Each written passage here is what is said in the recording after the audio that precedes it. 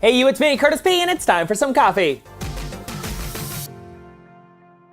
Yesterday was another big day for Apple as the company released its iOS 11 software to the public. So if you haven't done this already, you can head into the Settings app and download it for yourself. It supports the iPhone X, iPhone 8 phones, 7 phones, the 6S line, the 6, the SE, and the 5S line of iPhones. As for the iPads, it includes all of the iPad Pros, the iPad Air 2, Air 1, the iPad 5th generation, and the iPad minis 4, 3, and 2. And if you have an iPod Touch 6th generation, don't worry, you're not left out. You can also upgrade to iOS 11. iOS 11 brought a number of interesting new improvements into the actual ecosystem. Here are some of the big things that I love. On the iPad, the brand new dock and the multitasking system, amazing. I love that. It is super awesome to use. The new Files app is also really interesting. I love that it integrates with all of your cloud services, and it's kind of like using a file system on an iPad or an iPhone. Keeping in mind, it's not the actual file system, but it's kind of like a fake one that looks like a file system and allows you to organize stuff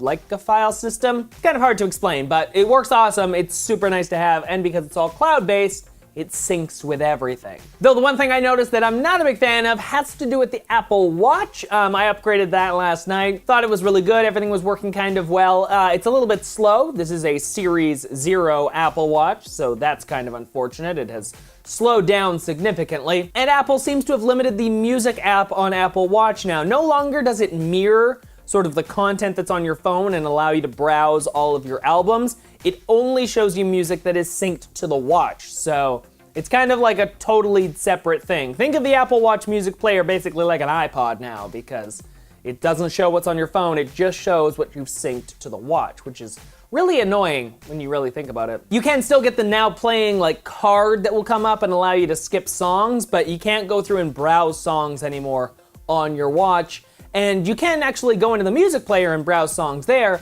but you can't play that music back to the phone, if you know what I mean. You have to play it to AirPods, which is annoying. So hopefully they fix that. I want my Apple Music remote back, basically. I don't sync music to my watch. It's just not something I want to do. But I'm gonna have a full video coming out later this week talking all about iOS 11 and the things I love and the things I don't love, so make sure you check that out. So to end off all the Apple related news here, I just had one question for all of you guys. With iOS 11 coming out, we also get a brand new version of the Mac OS coming out very soon. Simple question to you, do you always upgrade to the latest software on launch day? Are you right in there as soon as it's available, you download it? Or do you wait it off and just see if there's some issues that maybe you should stay with last year's operating system until a few things get fleshed out? Let me know in the comment section down below what you guys do. I'm a big fan. I just download it right away and I just live with the bugs, but that's just kind of the way I roll. I've personally been running iOS 11, the betas, on my iPhone and my iPad since June, so I've lived through a bunch of weird bugs for the past 3 months. So yeah, it's kind of interesting. I didn't upgrade the watch though. The only reason is because if you want to downgrade the watch, you have to send it to Apple to get them to downgrade the software. So it's very go through the door and you can never come back. Into some quick related news, everyone. Samsung is officially throwing in the towel on the Bixby button, at least to some extent. A new update is coming for the Galaxy S8 and the S8 Plus that will allow users to disable the main functionality for the physical Bixby button. Now, don't get that confused with remapping the button, because you can't do that. This update will only allow you to turn the button off, so it does nothing. Basically, you can have it set to invoke Bixby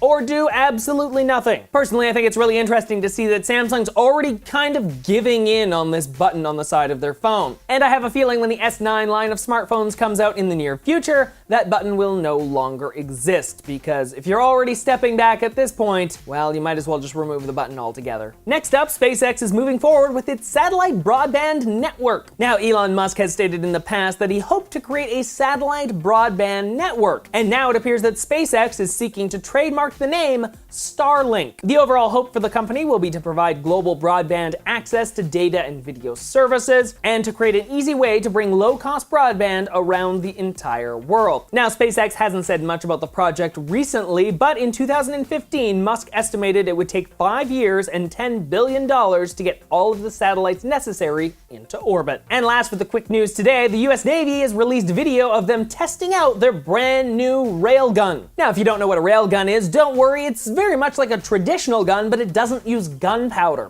Instead, it uses powerful electromagnets to propel the projectile up to high speeds and far distances. So it's really interesting. You can see in the video, they even have like a little graphic on screen to show the charging of the batteries, and then they fire off the projectile. Now, currently the Navy is working on increasing the range of this railgun and also the recharge rate so that they can recharge it faster and thus fire more projectiles faster. All right, we already talked about Apple today, so let's talk about Google because they have a big announcement coming up in the near future, and it has to do with their Pixel smartphones. Now, we expect in about 2 weeks for Google to be hosting a big event to show off brand new smartphones, maybe some new Chromebooks and some other related products, but some new leaked photos online could already be showing off what the next generation Pixel could look like. These leaked photos show off the Pixel 2 and the Pixel 2 XL. Apparently, according to rumors, the phones will come in at 64 and 128 gigabytes in storage sizes and will start at $649 as a price point. Again, there will be two versions, the Pixel 2 and the Pixel 2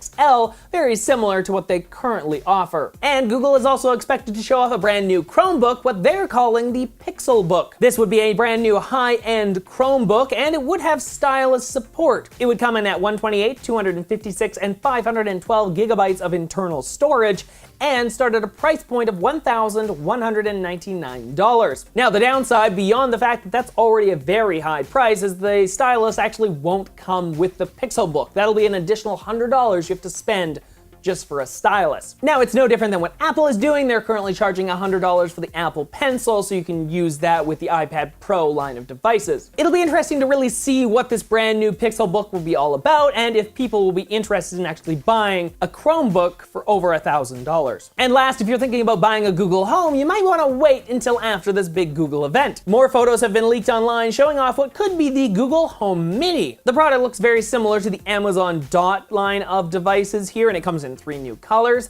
that being chalk, charcoal, and coral. The rumors pointing to it costing about $49 US to actually buy, and it is hoped to be released at this brand new Google event coming up in the future, and then it'll be on sale for the holiday season. And last, let's talk about some drone related news here because Paradis has just announced a brand new Bebop drone. The Bebop 2 Power here is a brand new version of its popular drone. It includes a 30-minute flight time, 14 megapixel camera sensor, it can do some optical tracking of different subjects when it's actually flying, and it also has what they're calling magic dronies. A dumb name, I hate that name. Why is it called that? Anyway, basically the magic dronies allow you to set the drone to orbit, do a parabola, boomerang, or a tornado movement around you. Basically, it's like DJI does. They have like specialized sort of functions where you can just hit one button and then it'll like fly around you or do specialized flights. Except they don't have a stupid name like Magic Droney. So if you're interested in the Parrot Bebop 2, well, it comes in at a $600 price point. But if you're looking for a drone to fly inside of your house, because apparently that's a thing people want, it now exists. This drone called the Air is a brand new drone designed for inside of your house. Basically, think of it like a internal security camera that can fly. The drone can fly around and show you what's happening inside of your home, and it even allows you to check into your house when you're not home, like when you're in a remote location. Just grab your phone, log in, and you can fly the drone around your house and look at what's happening. It's a cool idea overall, like the ability to actually like look around your house with sort of a little flying drone. I just feel like it's really big for what it needs to be. There's some much smaller like fold-up drones that are only like the Passport drone is a great example of this, that are very small, and I feel like they could do the same idea. Like, I don't need an amazing looking video camera to check out my house. I just need something simple that has a really long battery life. Because that's the other thing here, how does this thing recharge? Does it land back on this like charging pad? They didn't really talk about that. But with that, we arrive at the end of the video for today. So hopefully you enjoyed this. If you did, make sure you hit that like button, and of course subscribe to the channel. I'm working on releasing new videos like this throughout the week, so make sure you hit up that subscribe button. You can find other videos just like this one on screen right now, or of course you can follow me on Facebook, Twitter, Instagram, or you can join my Discord server. Links to all of that are on screen right now, or at curtisparody.ca. Well, until next time everyone, I'm Curtis Parody, and have an amazing day.